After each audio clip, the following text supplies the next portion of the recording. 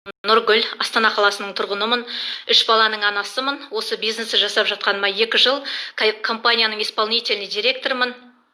Ай сайын 3 миллион теңге табыс табамын. Біздің компанияның бір кереметі, барлығы прозрачный, ешкімнен жасырмайсыз, өйткені өзіңіздің маңдай теріңізбен командаға адамдарды үйретіп, қосылдырып, лидер өсіріп қыздар, сол үшін компания сізге адал төлеп отқаннан кейін біз еш нәрседен жасырмаймыз. Біздің жолымыз адал, продукциямыз таза, өте халал, кереметте компанияда жұмыс жасап жатырмыз. Сондықтан да құрметті қыздар, жаңадан қосылып жатырған қыздар болатын болса, үлкен кісілер болатын болса, кішкентай жаңағы 20 жастағы, 15 жастағы, 25 жастағы қыздар келіп жатса, өте керемет ортаға келдіңіздер. Аллаға шүкір, қыздар, біз командамызға адамдар келіп қосылған сайын қуанамыз, өйткені Қазақстандағы әрбір отбасының өмірі өзгеріп жатқаны бізді қатты қуантады. Например, басқа жерлерде білмеймін, именно біздің бизнесті өзің ғана бай болып, өзіңнің ғана өмірің өзгергенін қаламайсың. Бүкіл Қазақстандағы адамдар осы бизнесті жасаса екен, өмірлері біз сияқты өзгеріп кетіп, үйінде бір өте кереметте бір гармония орналаса екен, бала-шағасы еркелеп, ата-анасының көңіл күйі бір жайбырақат, бір керемет күйге кешсе екен деген бізде барлығымызды сондай тілек. Өйткені мен үкіметтің жұмысында 11 жыл қызмет жасаған адамын. Ешқандай да қыздар бұл жерде қысып қалатын, тығып қалатын, немесе жасырып қалатын нәрсеміз жоқ. Бұл бизнесқа дейін 7 жыл университетте қызмет жасағанмын, 5 жыл осы Астана қаласындағы нөмір 76 мектеп лицейінде мұғалім болып жұмыс жасағанмын. 11 жыл қызмет мені қандай дәреже көтерді. Менің басымда 4 кредит, 2 миллион, 3 миллион теңгеде қарыз, жетіспеушілік, квартирадан квартираға көшу. Мен 35 жасымда сондай күйге кештім. Мен вообще үкіметпен немесе басқа мен жұмысым жоқ болған өмірімде, мен жолдасым үкімет ондай-сондай деп жатырса, мен ол кісіге өте қарсы болатын. Өмір, сен осы негативщиксің, не жұмысым жасап жатыр, мектепте алып жатырмыз, айлығымызды отпускной береді бізге деп солай жасайтын. Сол кезде ой, сен не білесің деген сияқты айтатын еді. Кеше біздегі коронавирустың уақытысында өте мен көңілім жаңағы жабырқады. Қаншама адамдар какой-то бір аппарат жетіспеушілігінен Қазақстанның үкіметі соншалықты дайын емес екенін көрсетіп, менің де күйеуімнің көзқарасына қосылып кеттім. Сондықтан да бұл жерде ешкімді аямайды. Осы мемлекетте, вообще СНГ-да, ешкімнің жағдайы ешкімге керек емес. Сіз ол мемлекетте бай боласыз ба, кедей боласыз ба, сіз өзіңізге ғана байланысты. Кеңістікте өте ақша көп.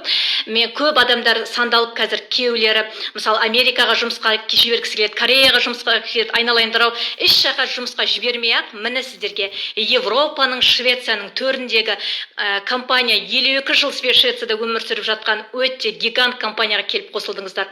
Ең бірінші мен сіздерді құттықтағым келгені, сіздер заңды, таза, адал, прозрачный бизнесқа келдіңіздер, құрметті жаңадан тіркелушілер. Мен осы сабағымда көбіне новичоктарға арнаймын. 22%-ға келіп не істерлерін білмей отырған кісілерге арнаймын, Сондықтан да керек жерімді алыңыздар, керек емес жерлерін ешкімге зорлық жоқ, ханымдар. Мен өзім прямо жасап, өзім өтіп, өзім көрген нәрсені ғана айтамын. Сондықтан да барлықтарыңыз қош келіпсіздер. Енді тағы да өзім туралы айтайын, қыздар, 3 балам бар. Астана қаласынан қазіргі таңда Астанаға келген бойда мен Астанадан Алла маған 50 квадрат үй берші деп едім. Қазіргі таңда Астана қаласынан 140 квадрат үй алдым. Бұл деген сөз, бұл екінің бірі қол жете бермейді. Ол үйіміз біздің примерно 42-43 миллиондай теңге. Например, қыздар, 1 бөлмелі және 3 бөлмелі квартираны қосып біз өте үлкен 4 бөлмелі квартира алдық. Тем более малоэтажный.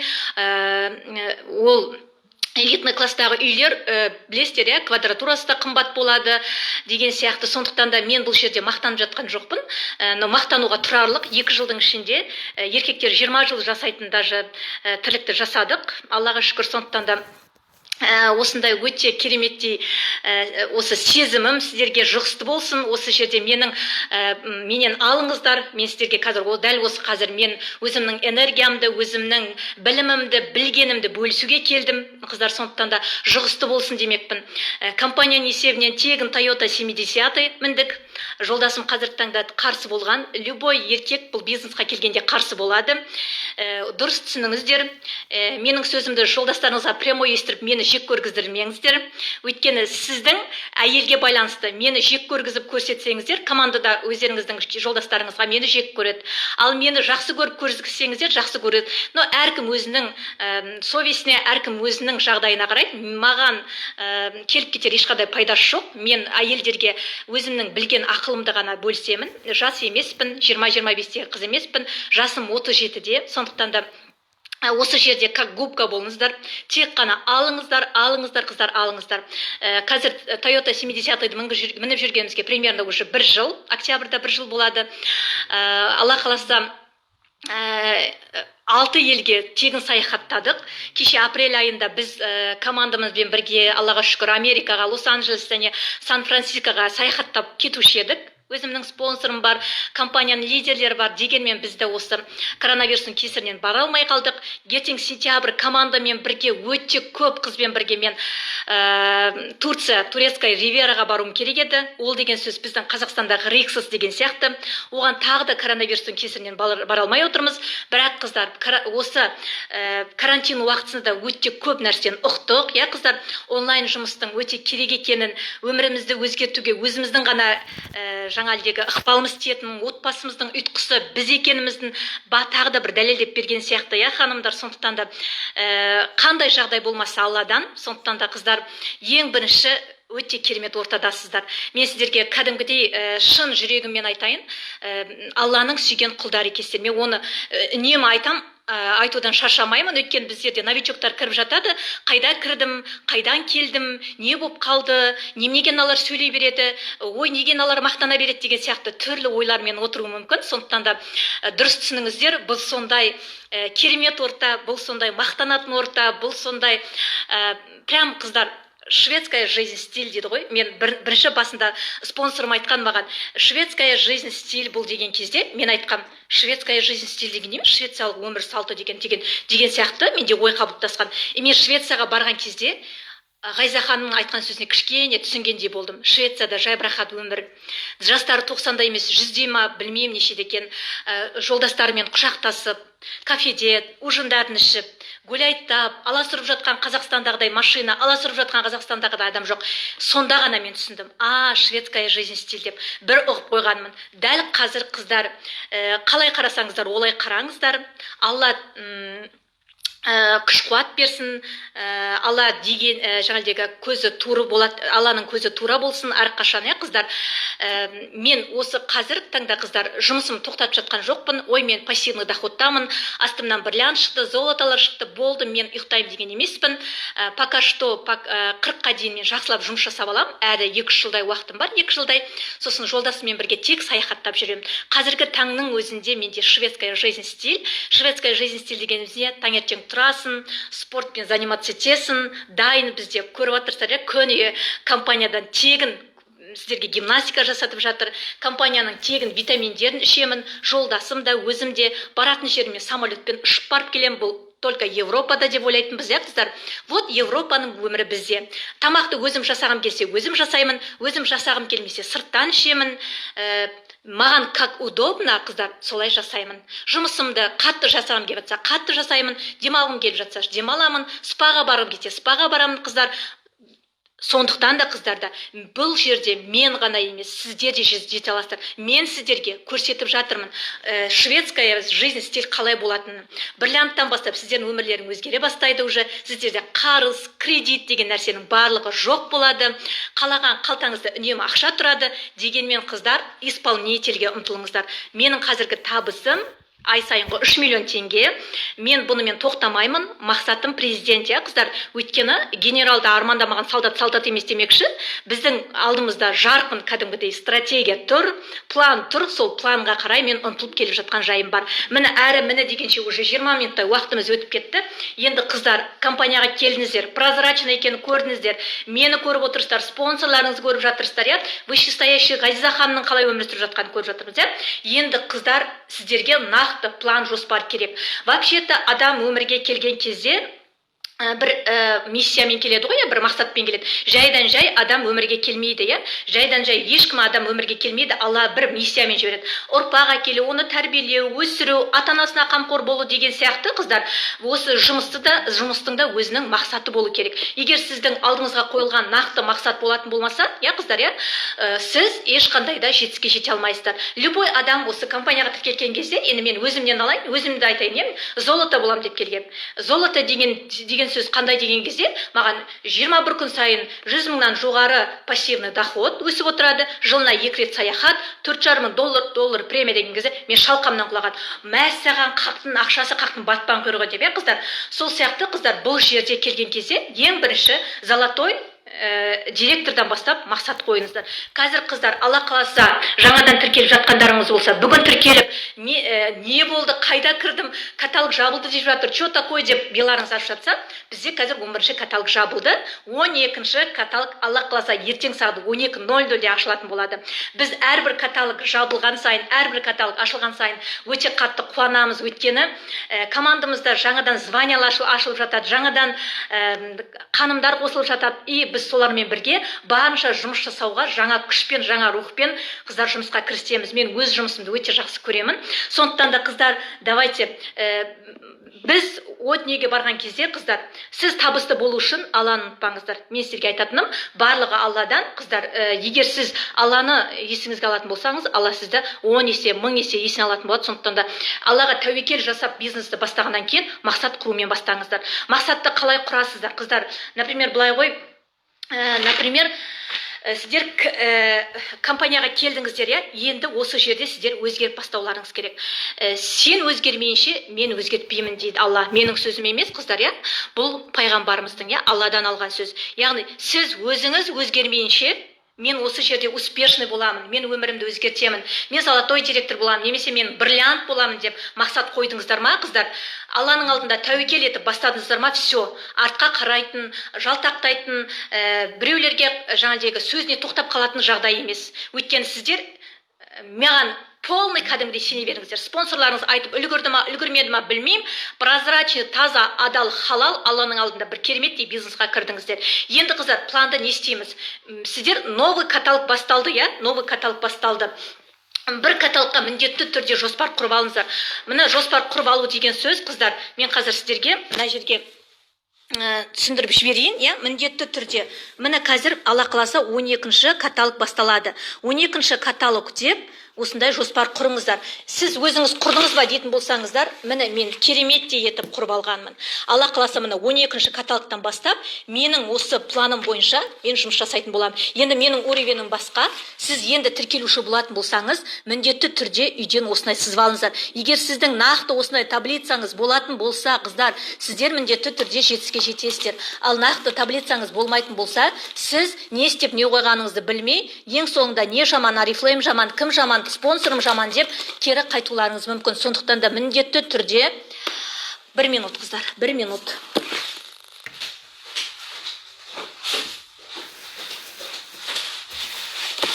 Міндетті түрде сіздердің осындай пландарыңыз болу керек. Сызып алыңыздар, қыздар. Мен эфирді сақтамаймын. Өйткені сіздер уақытылы кіріп, уақытылы сабақты алып, уақытылы энергия алып үйреніңіздер.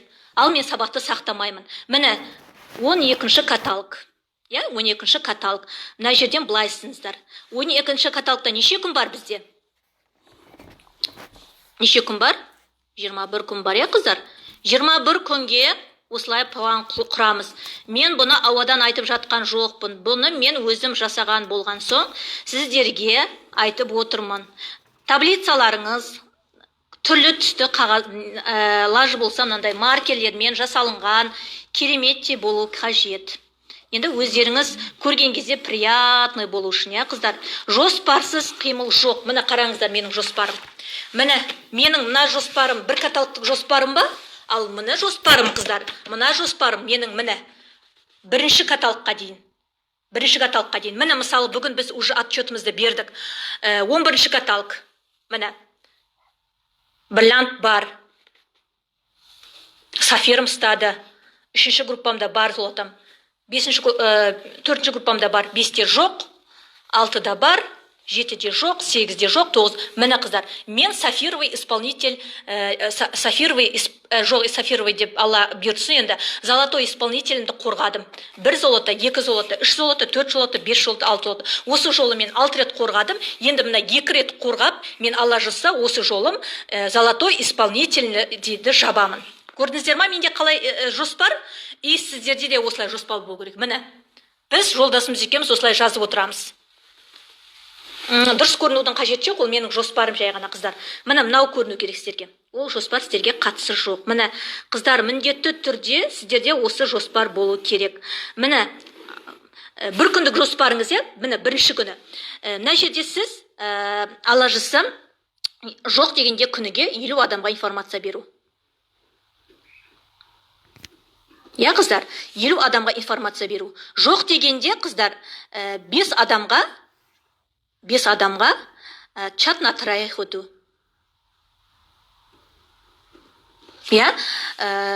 Сопровождение. Инфочат. Например, да айтып жатырмын. Міндетті түрде қыздар, сіздерде мына осылай болу керек.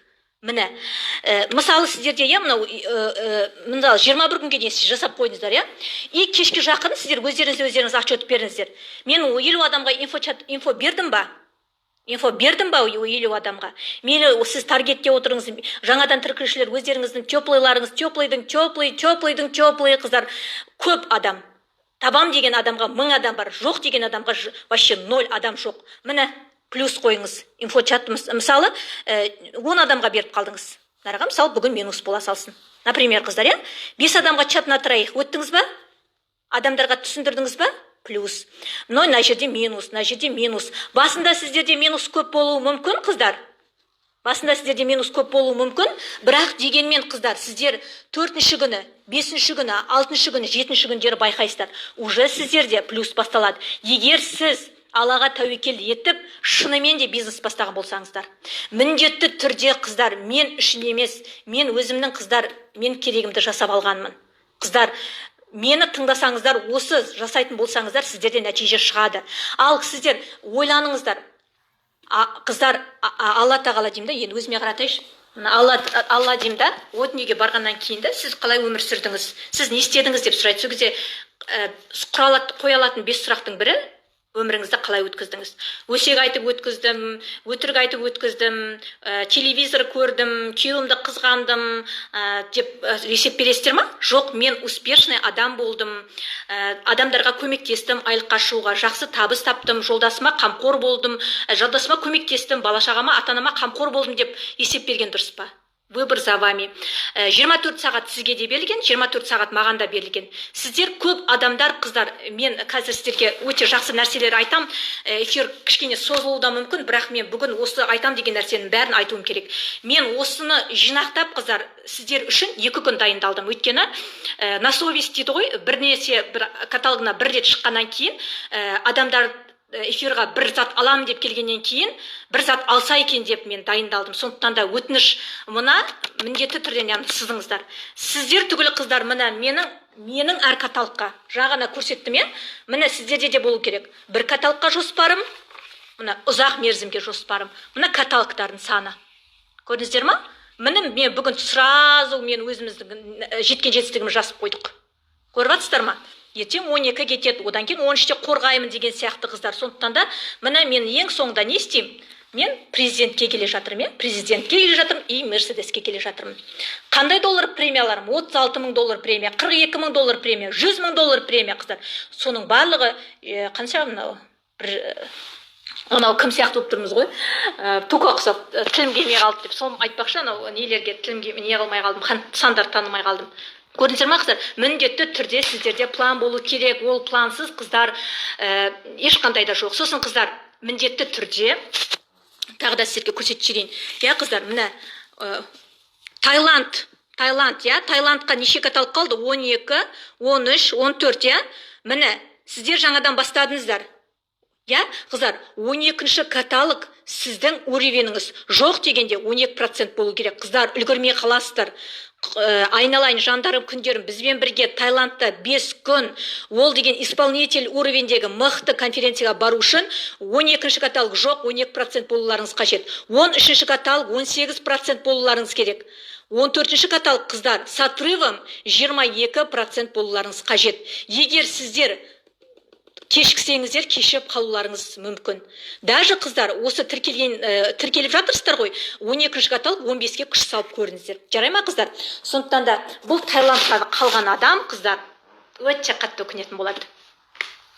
Енді қыздар, сіздерде план бар, қыздар, сіздерде план бар. Аллаға тәуекел етіп бастадыңыздар, бизнестарыңыз керемет, планды сызсаңыздар, 12% керек деп осы жолға жоспар жасадыңыздар. Енді сіздерге келетін келесі тапсырма лидерді тыңдаңыздар. Лидерді тыңдаңыздар. Мына бизнесқа келген кезде қыздар пустой болып келіңіздер. Көп адамдар айтады, ой, мен білемін, мен оны көріп қойғам, мен НВ-да болғам, мен пәленшеде болғам, JTIM-да болғам, ой, ол жерде мен көріп қойғам, мен самолетпен ұшып қойғам, мен конференция деген екен, мен айтсам болар еді. Даже Ғайза ханым, мен бриллиант, даже енді точно білмеймін, енді сафир болған шама, менің бұның алдындағы жасаған компанияларым даже білген жоқ. Мен айтқан жоқым. Мен НВ-де, мен 70-80 мың деңгейде айлыққа шықтым. Мен НВ-де Москваға, мен НВ-де Новосибирске, мен НВ-де Барнаулға ұшып барып келіп солардың семинарына, әрбір семинарға 50 мың теңге төлеп қатысқанмын деп айтқан емеспін. Мен ұтқан жерім қыздар пустой болып келдім. Ғайза ханым бірден айтса, как раз бірінші рет естігендей болыңыздар. Спонсорларыңыз айтты, оны білем, мен оны қыңыр қисық өздерінше болмай қойыңыздар қыздар. Оның барлығынан нам спонсорларға ше не холодно, не жарко қазір. Біз пассивный доходтамыз. Біздің бүкіл командамызда, Аллаға шүкір, қыздар, золотылар, стар золото, бриллианттар, сафирлар өсіп жатыр. Қыздар, біз қазіргі таңда сіздер де жетесіздер. Мен сіздерге просто мынаның компанияның возможно айтып жатырмын. Мен қазір ұйықтап шетелге барып бір ай демалып келсем де, маған 3 миллион түскен. Сіздер осыны білулеріңіз қажет. Пассивный доход пен активный доходты сіздер түсінулеріңіз керек. Бұл қыздар жандарым Европа. Бұл жандарым қыздар Европа. Европа мен СНГ Қазақстан салыстырмаңыздар, 50 жыл ілгері дамып кеткен. Түсінікті ғой, қыздар, сондықтан да лидерді тыңдаңыздар. Қыздар, лидер деген сөз сіздің спонсорыңыз. Сізге шын жаны ашитын, сізге шын тілектес, қыздар, ол сіздердің спонсорларыңыз. Сосын тағы айтып кететін, мысалы, содан кейін қыздар жаңадан тіркеліп жатырсыздар ма? Критикаға дайын болыңыздар. Критика дегенімізде ол критика дегеніміз қыздар сіздерді айнытушылар. Сізге айтады ертең, сіз мысалы заказыңыз келді, заказыңызды видеоға түсіріп жатасыз. Видеоға түсіріп жатқан кезде сізге айтады, ой, не блогер болып кеткесің ба, немене? Ой, сен не орифлеймчик болып кеткесің ба, не сен не сетевик болып кетесіңдер. Қыздар, олар білім Арифлейм туралы, сетевой туралы білімдері жоқ. Бізде Қазақстанда вообще бүкіл 80% адам сетевой бизнеспен пирамиданы шатастырады. Сіздер шатастырмаңыздар. 10 уроков на салфетках деген авторын қалым ғой. Өте керемет аудиосы да бар, өте керемет кітабы да бар, сатып алсаңыздар да болады, электронный кітаптарын спонсорыңыздан сұрасаңыз тауып береді, қарап шығыңыздар. Сетевой бизнес, это қыздар, мына мысалы, мен бензин сататын не дейтін еді жаңалдегі, ой, не дейтін еді, например, мен садик аштым, Астанадан бір жерден ашам, Қарағандыға барып 2 жерге ашам, Алматыға барып 3 жерге ашам, немесе спа салон ашам. Сетевой ма, қыздар? Сетевой деген сөз бірнеше точка деген сөз. Біздің ортамызда товар бар, сондықтан да ақша товарообороттан төленетін болған шықсан, қыздар, дым саспай алаңдамаңыздар. Яғни қыздар, жан жақтағы сөздердің барлығына қыздар дайын болыңыздар. Қыздар, оңай жерде нан жоқ. Ешқандай жерде оңай жерде нан жоқ. Барлық жерде еңбек етесіздер. Пол жусаңыз да, мұғалім болсаңыз да, врач болсаңыз да, кім болсаңыз да, қыздар, еңбек керек. Ал осы жерде үйден шықпай, қыздар, онлайн бизнес жасаған деген, это, қыздар, очень круто. Тем более пассивный доход. Барлықтарыңыз қыздар қазір сұрасақ, кім болғыларыңыз келсе, ой, бриллиант болғым келеді дейді, қыздар. Ал бриллиант болу үшін қыздар, сіздер алғы шарттардан бастауларыңыз қажет.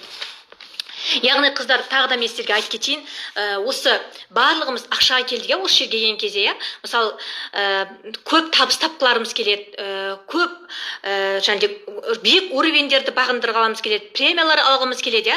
Осы премияларды алу үшін қыздар, ең бірінші сізге ғана байланысты екенін ұмытпаңыздар.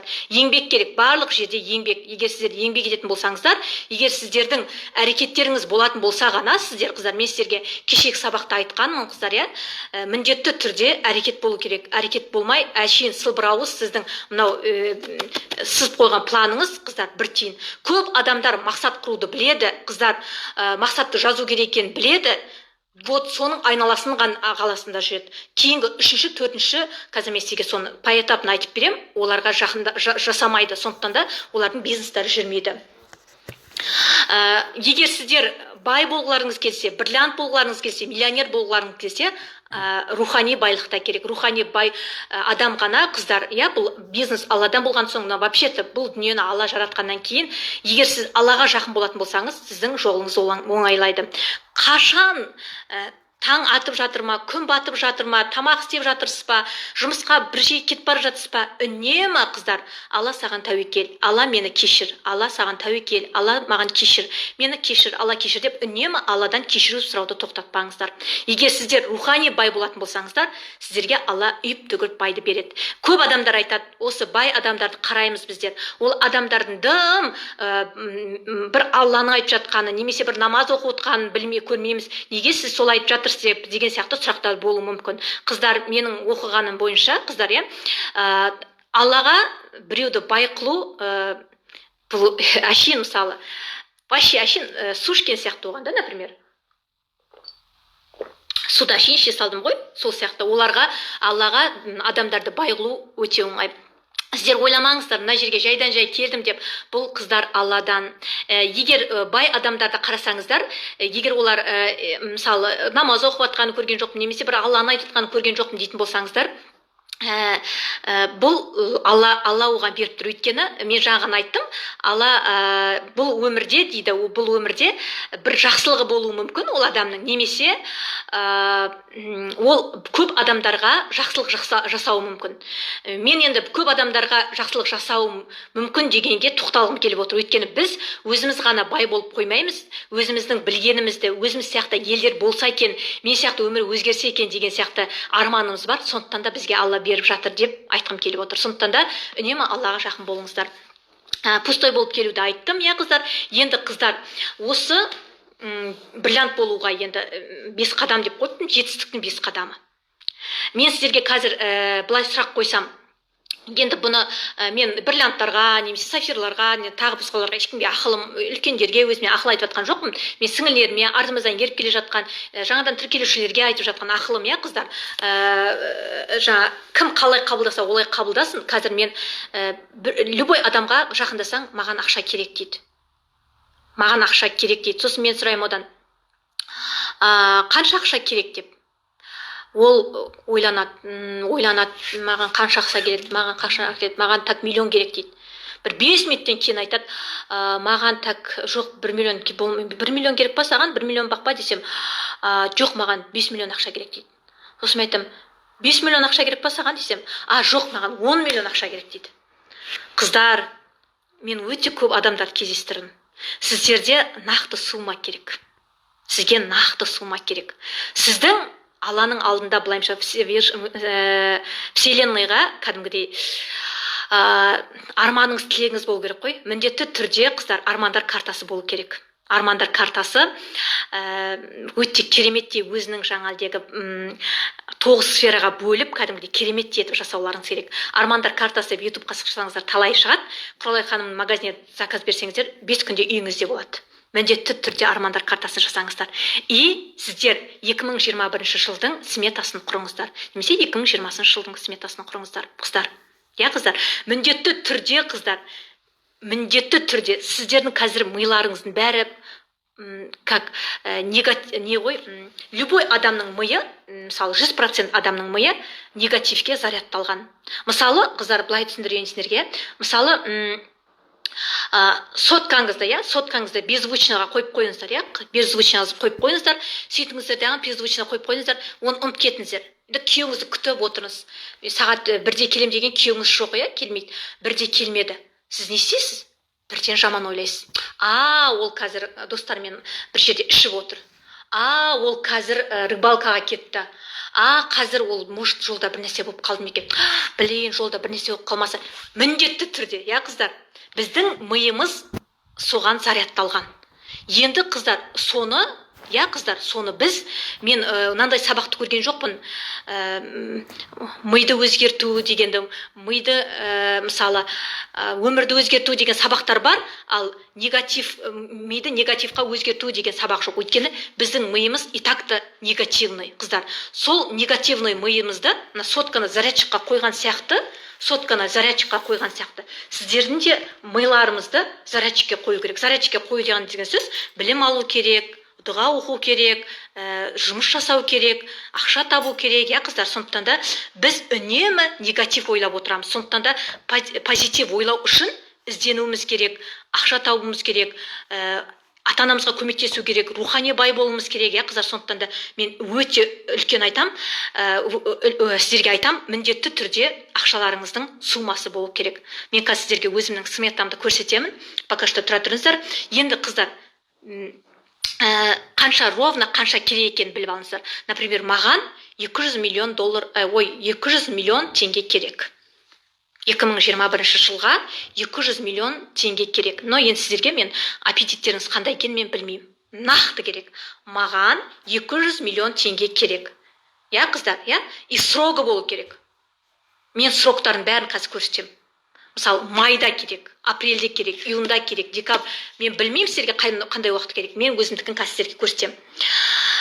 Содан кейін қыздар, бірінші, қыздар, жаңа қанша ақша керек? Ойлап алыңыздар. Маған 200 миллион теңге керек. Жазыңыздар 200 миллион теңге керек деп. Ал сіздерге қанша керек? Екінші, нақты датасы керек. Маған, мысалы, майда керек. Білмеймін сіздерге қанша керек. Одан кейін қыздар, үшінші, миға төңкеріс жасау керек. Миға төңкеріс жасау дегеніміз не? Қалай, қыздар? Яғни, енді сол 200 мың теңгені табу үшін маған план керек. Мен оны қалай табамын? Бізде, қыздар, дайын ниша. Пустой болып келіңіздер, қыздар. Нақты число керек, дата керек деп, бұл жерде ешкім детально, четко, ясно болу керек деген нәрсе. Мен сіздерден ешкімнен еш нәрсе сұрап жатқан жоқпын. Пустой болып келіңіздер. Көп адамдардың жеткен адамдарды тыңдай алмауынан жетіске жете алмайды. Ал сондай четко, күшті екен, неге сіз күшті болып президент болып отқан жоқсыз деген сияқты. Мен сіздерге айтамын, жаңа ғана айттым. Пустой болып келіңіздер. Білсеңіздер де, солай, мен Ғайса ханым любой сөзіне өзім біліп, миллион нәрсе біліп тұрсам да, қыздар, Ғайса ханым солай, қыздар. Пустой болып келген кезде ғана аласыздар. Менің сөзім емес, қыздар. Түсінікті ғой, Енді, қыздар, жаңа айттым ғой, үшінші шарт ол миға төңкеріс жасау, яғни нақты план болу керек. Енді, қыздар, менің тақырыбым бүгін адам шақыру жайында емес. Адам шақыру туралы сіздерге миллион нәрсе айтып жатыр. Сіздің миыңыз дайын болмайынша, ол 3 шарт рекрут жасау, айтып жатыр қой, холодный, теплый деп. Сіздің миыңыз четко нәрсені болмай, сізде нақты план болмай, сізде рекрут болмайды. Өйткені сіз миыңыз дайын емес, сіздің миыңыз дайын болмаған. Сіздерге қалай түсіндірсем болады, қыздар? Сіздер айтасыздар, неге біз жей береміз күніге? Рекрут жаса, командада ойбай активный бол, 150 балыңды шығын жасап үйрен, білім ал. Қыздар, бұның барлығы сіздің ар жағыңызда бір ми түйсік болмаса болмайды. Сіздер мына сабақтың бұл философиясын түсінулеріңіз керек. Мен не айтқым келіп жатыр? Сіздің миыңызды дұрыстасақ, қыздар, бриллиантты алтағайда жасайсыздар. Ал сіздерге мен қазір айта алмайды деп отырсыздар ма? Рекрутты, ой, қыздар, теплый шақырасыздар, список знакомых жасап, одан кейін холодный шақырасыз. Ми жоқ, дайын емес ар жақта. Несіне айтам оны? Свалканың үстіне келіп мен коттедж салмаймын, мидың бәрі свалка, 100%, мен сіздерге айтайын, шынымды айтайын. Енді 100% деп айтпай қойын, 80% миларың свалка. Сол свалканың үстіне қыздар мен келіп коттедж үй салмаймын. Бірінші миды тазалап, жақсылап, тазалап, мидың бәрін прозрачный қылып қойып қоюымыз керек. Яғни сіздердің кәдімгідей Аллаға тәуекел жасап, миларыңыз таза, тап-таза, алдарыңызда пландарыңыз болу керек. Нақты мақсаттарыңыз болу керек. Каталогтың 21 күнге осылай жоспар құрып тастауларыңыз керек. Нақты ақшаға келіп отырсыздар. Любой адам ақша келіп отыр.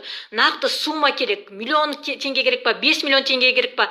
Бір жылғы сметаны жасаңыздар. Мен не айтып отырмын, сіздер не айтып отырсыздар? Миды шамал тағдап кеңейтіңіздер, қыздар. Мен рекрут жасау туралы сіздерге бір емес 1000 сабақ өтіп берем. Сіздің миыңыз дайын болмай, қыздар, болмайды.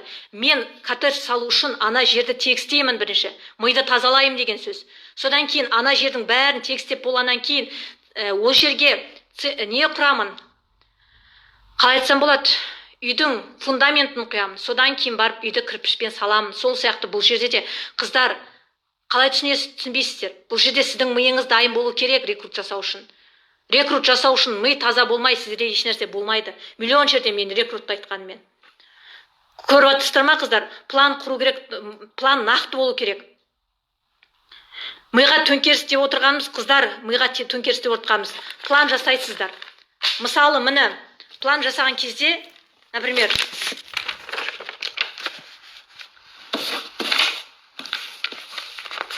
түрлі түсті қағаз алыңыздар.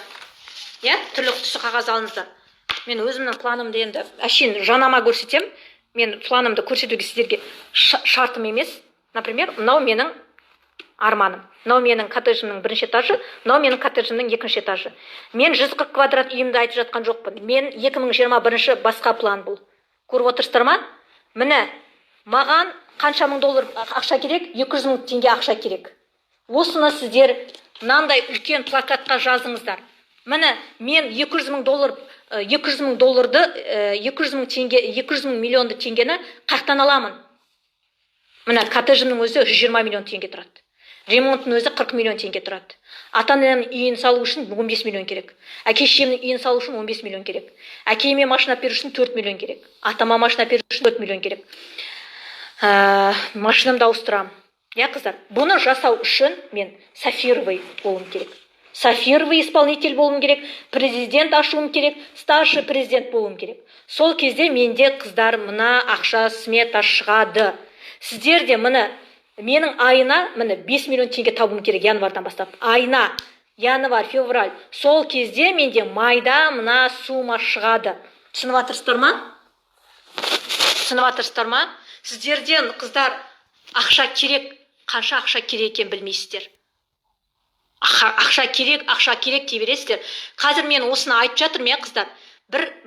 Мені неше қыз көріп отыр? Миллион, мысалы, 1400 қыз көріп отыр ма? Бәрі деп отқан, мысалы, іс жерінен. Ойпырмай деп отқандар бар. Ойбой, көрейік жасасаң деп отқандар бар. Ради Бога. Мен, қыздар, жасадым, мен алдым. Сіздер оған қандай көзбен қарасаңыздар да, ондай көзбен қараңыздар.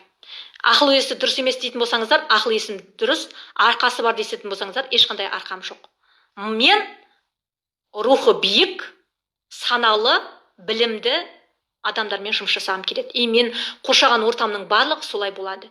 Өзіңіз қандайсыз, айналадағы орта солай болады. Мені қандай адам деп ойлап отырсаңыздар, сіз сондай адамсыз, сондықтан солай ойлап отырсыз. Сондықтан да, қыздар, бірінші бір үйіне кіріп алмай ма, құдай-ау, 2 миллион, жаңа қанша мың доллар, мен 120 миллионға есі дұрыс адам коттедж алама.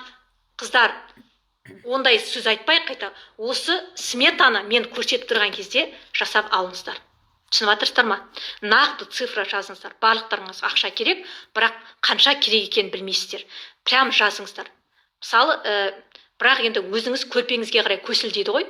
Мен, мысалы, арманым сафировый исполнительный ашу, президент болу, старший президент болу, Ал сіздер, мысалы, золото болу, бриллиантқа дейін жоспарлап қойыңыздар. Это нормально. Менің осы уақытқа дейін, бриллиантқа дейінгі коллаж мечтайым да басқа болды. Менің жоспарым да бөтен болды. Апталық жоспарым да бөтен болды. Кейін қыздар бірте өзгертесіздер, үлкейтесіздер, ұлғайтасыздар. Не все сразу. Менің келгеніме қазіргі таңда 2 жыл 5 ай. Мен 100 000 теңге айлыққа келгенмін. Спонсорым көрсе мені мақұлдайды. 100 000 теңге айлыққа келгенмін. 100 000 теңге айлыққа келгенмін. Сондықтан да қыздар, міндетті түрде пландарыңыз болсын. Каталогтық план, ұзақ мерзімдік жоспарларыңыз. Коттедж, прямо көз алдыңызда болу керек. Қандай үй? Прям үй көрдіңіз ба? Барып кіріп көріңіз. Прямо это мое, это мое, это мое деп қыздар өздеріңіз сол жерге аураларыңыздың, яғни энергетикаларыңызды беріп кетіңіздер. Мен осы үйді қалай да аламын деп. Ой, рекрут болмай жатыр, рекрутты айтыңызшы, ой, маған адам шақырсам олай дейді, бүкіл адам арифлеймда. Миыңызды тазалаңыз. Миларыңызды тазалаңыз. Мидың бәрі, жаңа айттым ғой, негативте бер. Так что қыздар солай. Енді қыздар, міне жоспар құрдыңыздар. Сізге мысалы 5 миллион теңге керек, например, 5 миллион теңге керек золотой директорлерге, но енді тіркеліп жатқандарға 5 миллион теңгені қайдан аласыздар? 5 миллион теңгені бүйтіп аласыздар. Директор $1000, старший директор $1000, золотой директор $2000, старший золотой $3000, сафир $4000, бриллиант $6000. Қоссаңыздар, әжептәуір ақша. Примерно уже 4 миллион, 5 миллиондай ақша. И сіздің зарплатаңыз бар плюс. Қыздар, нақты сіздердің сметаларыңыз көз алдарыңызда болу керек. Аллаға тапсырыс болу керек. Всевышниймен сіздердің вселенныймен кәдімгі связдарыңыз болу керек. Бұл менің ойлап табып отқан затым емес, менің оқығаным, и менің осы заттан өткенім айтып жатырмын. Мен қолым қалт етсе психолог қараймын, қолым қалт етсе ізденеміз қыздар, қыздар. Сондықтан да тыңдасаңыз жақсы болады. Енді қыздар, сізде план бар. Ой, кереметте 5 миллион теңге ақша керек. Сіз оны каталогқа бөліп тастадыңыз, оны званияға бөліп тастадыңыз. Енді не керек? Енді Алла, мен бүкіл планым дайын деп қарап отпайсыздар. 4-ші іс әрекет. Міндетті түрде іс әрекеттеріңіз қыздар болу керек. Ал іс әрекеттеріңіз қыздар, қыздар, іс әрекеттеріңіз. Мынаған жету үшін мынау керек. Міндетті түрде каталогқа осылай міндетті түрде план сызып, 50 адамға информация беру керек, 5 адамға чат на троих өту керек, тіркелген адамға сопровождение жасау керек. Рекрут жасаймыз ғой енді.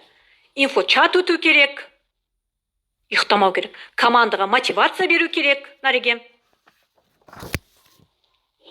Қыздар, спящийларды ояту керек, ұйықтап жатқандарды. Күніге осы жерге мынау плюс, мынау плюс, мынау плюс, мынау плюс, мынау минус, мынау минус, мынау минус. Қыздар, басы минус болып басталады, аяқ жағы уже плюс болады. Сіздің сметаңызды орындау үшін мына план сіздерге керек.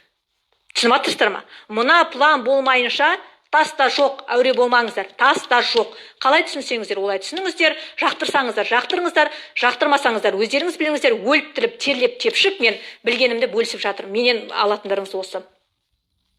Енді қыздар, мына сіздерде бар, бізде 5-ші действие деген нәрсе бар, іс-әрекет. Іс-әрекеттеріңіз қыздар күнде болу керек. Сізде мынау бар каталажыны, мынау ұзақ мерзімдік жоспарыңыз бар, оған сметаңыз бар, барлығы бар. Бірақ сізде іс-әрекет болмай, таста жоқ. Қазір жәнде біреу білгіш кісілер өте көп қой қыздар. Білгіш кісілер айтып жатыр қазір. Ой, нақты болу керек, ондай болу керек, сондай болу керек. Ол кісілер 99% адам менің шығарған цифрам емес. Қыздар, 99% адам сол 4 затты жасап қойған. Өйткені мен оны шығарып жатқан адам емеспін. Менен бұрын психологтың бәрі оны айтып қойған. Сондықтан олар білгіш болып отыр барлығы. Бірақ почему-то 99% адам соның айналасында жүр. Таста жасамайды, іс-әрекеті жоқ. планы бар, ұзақ мерзімді жоспары бар, жақын жоспары бар, мына конкретно цель қойып қойған, хочет коттедж, хочет Toyota 70-ку, но ничего не делает, действия нету, қыздар. Действия болмағаннан кейін таста жоқ, әуре болмаңыздар. Действия болу керек, іс-әрекет болу керек. 99% тағы да айтайын, қыздар. 4 нәрсені бүкілін сайрап, іші сайрап, менімен жарысып отыр, но дегенмен действиялары жоқ. Іс-әрекеттеріңіз болмаса, сізге коттедж да жоқ, сізге мынау да жоқ, сізге тас та жоқ, қыздар. Сол өміріңіз, кедей өміріңіз, айлыққа күн көріп жүргеніңіз жүрген. Түсініп отырық па?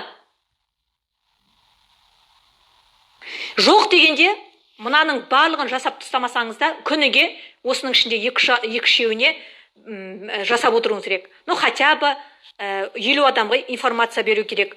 Ішінде мына сопровождение жасау керек соларға. Мына жерде инфочат өту керек. Бірте минустың барлық қайтан плюске айналады, қыздар.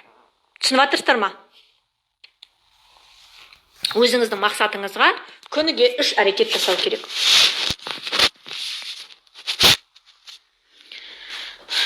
Успехтің өзі успеть деген нәрседен шыққан, қыздар, я? Оны білесіздер, менен жақсы білесіздер, я? Яғни барлығына надо успеть. Баланы садикке жіберіп те үлгеру керек, күйеуіңізді айналып толғанып та үлгеру керек, тәтті тамақты істеп те үлгеру керек, рекрут жасап та үлгеру керек, сопровождение жасап та үлгеру керек, қыздар. Әйел адам қаласа тасты қойып барады, тауды қойып барады. Сондықтан да мен болмай жатыр, мен сөйтіп жатыр, мен үлгермей жатыр, мен күйеуім ұрсып жатыр десе, сауап отырыңыздар, күйеуіңізден ұрыс естіп, таяқ жеп.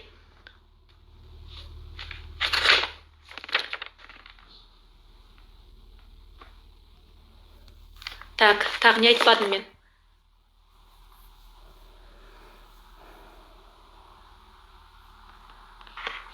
Өте керемет сөз бар, қыздар. Егер адам өзіне сенсе, я, қыздар, адам өзіне сенген деген сөз, Аллаға сенген деген сөз екен. Сондықтан да мынандай сөз ешқашан айтпаңыздар. Мен өзіме сенбеймін деп. Сіз Алланың аманатысыз ғой, қыздар. Қатты айтты деп ренжімеңіздер, я? Сіз Алланың аманатысыздар ғой. Сондықтан да міндетті түрде өзіңізге сеніңіз. Алла сізге сеніп өмірге әкеліп отыр ғой. Егер сіз өзіңізге сенген болсаңыз, Аллаға сенген болып есептелесіз. Ал өзіңізге сенбесеңіз, Аллаға сенбегеніңіз. Значит, сенде еш нәрсе болмайды деген сөз.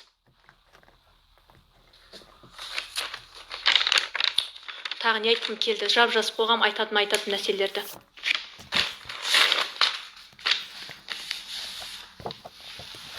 Сол, қыздар, енді сұрақтарыңыз болса қойыңыздар. Кімде сұрақ бар, қойыңыздар. Дұрыс айттым ба, дұрыс айтқан жоқпын ба, қыздар? Мен өзім жасадым, қыздар, я? Көп адамдар айтады қазір, ой, мен жасап жатыр, мен үйтіп жатыр, мен бүйтіп жатырмын, маған рекрут келмей жатыр, не істеймін деп, қыздар. Просто свалканың үстіне коттедж салған сияқты болып жатыр. Мен сіздерге қазақша тілмен түсіндірем.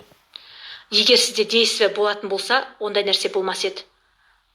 Мысалы, пойыз келе жатыр, я? Жүйткіп пойыз келе жатыр. Артында 15 вагон бар. Маңғышлаққа қарай кетіп бара жатыр, Ақтауға қарай, я? Күшті жылдамдықпен келе жатыр, сағатына 200 км, я, например, алдынан бір не шығып қалды, дуал шығып қалды, немесе алдынан бір машина шығып қалды. Ол тоқтатамайды ол нені. Қалай айтсам болады, ол пойызды. Ол оны тесіп өтіп кетеді. Вот действие деген осы, қыздар. Ал, например, бір пойыз тұр, я? Бір пойыз тұр. Артында 15 вагон бар. Маңғышлыққа қарай шығайын деп тұр. Ол жүрейін десе, қыздар, я? Алдында бір кірпіш тұр. Бір кірпіш тұр. Бір кірпішке бола ол пойыз жүрмейді. Бұл деген нені айтып тұр, қыздар? Я? Мысалы, мен келе жатырмын, я? Мен келе жатырмын президентке. Маған айтады, ой, Арифлеймші келе жатыр, ойбай Сетевек келе жатыр, ойбай нау бәленше келе жатыр, төленше келе жатыр, ойбай нау мақтанып тағы да шықты бір нәрсе. Қыздар, я? Мен оған тоқтамаймын. Мен деп қараймын да кете берем, қыздар. Мынандай ғой, сіз мысалы тепшекке, бұны да бір жерден қойып, тепшекке өнімлеп кетіп бара жатсыз. 10 неге келдіңіз, баспалдақпен көтеріліп 10 этажға келдіңіз. Сізге артыңыздан Нұргүл, оңбаған, өтірікші, Сетевек деп айқайласа, мен оған тепшекпен қайттан төменге түсіп, онымен адаммен төбелеспеймін ғой мен. Көп болса, бір қараймын. Сен түспейсің ғой, 10 этаж жоғары көтеріліп кеттің ғой. Сол сияқты, қыздар. Просто бұл жерде надо подгонять. пока что золотоға дейін сіздерге түрлі сөздер айтады. Ой, Арифлейм ба, ода дымда жоқ, таста жоқ, сенің спонсорың ондай, оның спонсоры ондай, ол оңбаған, ол қыздар. Вообще құлақ бітеу керек, қыздар, көз жұмық болу керек. Күйеуіңіз кедергі жасайды, әрберден соң енеңіз кедергі жасайды. Кедергі адамдар өте көп болады. Тыңдамаңыз. Өйткені мен шын байлықты сізге ұсынып отырмын да, шын дайын ниша ұсынып отырмын, дайын бизнес ұсынып отырмын. Егер мен өтірік болатын болса, мен сіздердің алдарыңызға прямой эфирға шықпаймын. Менің өтірік болатын болса, менің парақшам болмайды. Мен өтірік болатын болса, мен қыздар 2 жыл компанияда жүрмеймін. Сондықтан да кәдімгідей новичоктар келіп отыр ғой қазір, қандай деп. Кәдімгідей прозрачный, тап-таза, әділ бизнес керек. Жаңа ғой, сіз тоқтап тұрсыз қазір, еш нәрсе істеп жатқан жоқсыз. Бір алдыңызда бір кесек болып қалып, пойыз жүрмей қалған сияқты, ой, Арифлейм ба, сен Арифлейм жасап жатсың ба, Құдай десе, ол пойыз жүрмейді, сен ары қарай жасамайсың. Вот солай мысал келтіргім келіп тұр сіздерге. Сондықтан да қыздар, бұл бизнесқа келген кезде разгонды дұрыс алу керек. Компанияға тіркелгеннен кейін қажет жоқ сізді. Спонсор тіркесін, анау істесін, мынау істесін, маған үйретпей жатыр, менің спонсорым үйретпей. Қыздар, ешкім үйіне барып үйреткен жоқ. Маған Қайза ханым просто көрсетті. Нұргүл, золотода 150 мың айлық аласың, сафирда 500 мың аласың, бриллиантта миллион аласың деді, болды. Мен, қыздар, не істейсің, прямой эфирға кіресің, не істейсің, адам тіркейсің, не істейсің, қыздар, білім аласың, болды. Мен Қайза ханым үйтпей жатыр, мен сөйтпей жатырмын, бүйтпей жатырмын. Менде ондай болған жоқ. Мен көрдім, тартылдап жасадым, қыздар, болды. Сондықтан да келдіңіз ба, артқа қарап, біреудің сөзін тыңдап, біреуге күйеулеріңіз көріп отырса, новичоктарға айтуы мүмкін. Ойнау, мысалы, алаяқтар, немесе мыналар өздерінің айлықтарын көтеру үшін мына жерде 1000 команда отыр. Маған қатысы бар командада, маған қатысы жоқ командалар да бар. Например, қыздар, сондықтан да біз шындықты ғана айтушымын. Шындық кәдімгі, реально өзіміз жетіп, прям ұстап көріп, мініп, саяхаттап, машинасына мініп, үйімізге кіріп, миллиондап долларлар тастаған адам. Сондықтан да мен сіздерге соған жетсе екен деген ғана арман бар. Қалай түсінсеңіздер, тағы да олай түсініңіздер. Білмеймін, сіз күйеуіңізден көріп отырсыз ба, өзіңіз көріп отырсыз ба, қыздар. Мен сіздерге шын жақсылықты тілеушімін. Мен болушы еді келіп, қыздар, алдымызға қойылатын 3 шарт. Миллион лидерлер айтып жатыр. Мен сіздерге именно не жоспар жасау керек. Қысқа жоспарыңыз қандай болады, каталочный. Ұзақ жоспарыңыз қандай болу керек. Сметаңыз қалай болу керек. Ми қалай дайын болу керек. Мен сізге соны көрсеткім келді. Қыздар, маған өте көп басқа структуралар шығады. Мысалы, Конкушевайлар, басқа, көп. Бізге сабақ өтіп беріңіз. Мен бұл нәрсені айтпаймын оларға. Не үшін айтам? Оларға мен рекрутты айтам, білім беруді айтам, немесе жаңағыдегі тағы нәрселерді айту мүмкін. Нақты нәрсемді осылай көрсетпеймін ешкімге. Сіздерге, қыздар, көрсе екен, возможности көрсе екен, ұмтылса екен, олар да болса екен деп айтып отырмыз. Дұрыс түсініңіздер, жарай ма?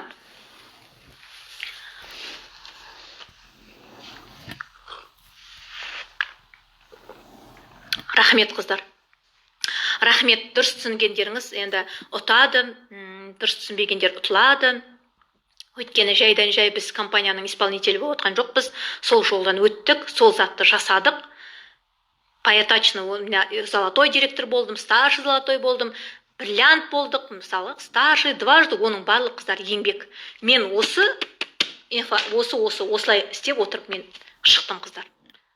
Мен осылай шыққаным, осылай жасағаным үшін, қыздар, мен ол нәтижеге жеттім. Сондықтан да сіздер де жетіңіздер деген менде тілек қана. Жақсымын, қыздар. Сұрақтарыңыз болса қойыңыздар.